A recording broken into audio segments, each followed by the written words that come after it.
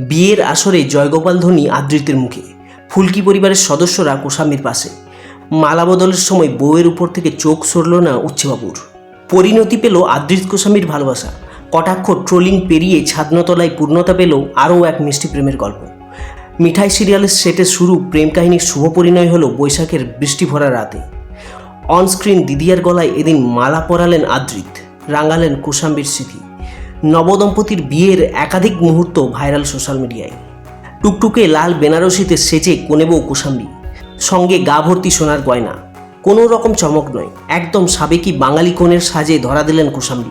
তসরের ধুতি আর হলুদ পাঞ্জাবিতে বিয়ের রাতে ঝলমল করলেন আদৃত। পরস্পরের উপর থেকে চোখ সরল না দুজনেরই।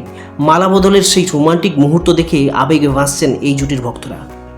আদৃতের বিয়ের আসরে হাজির ছিল গোটা মিঠাই টিম।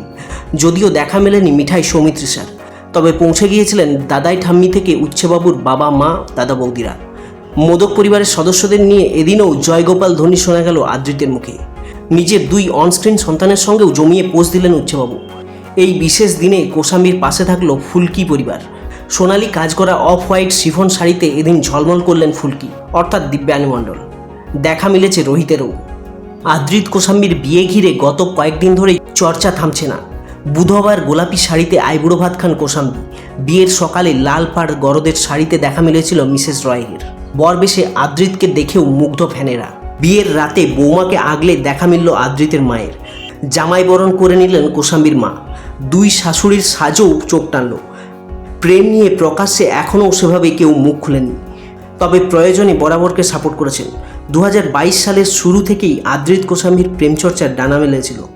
গত বছর ক্রিসমাসে আদৃতের সঙ্গে বাহুলগ্না ছবি পোস্ট করে নিজেদের সম্পর্ককে ইনস্টা অফিসিয়াল করে দিয়েছিলেন কোশাম্বী।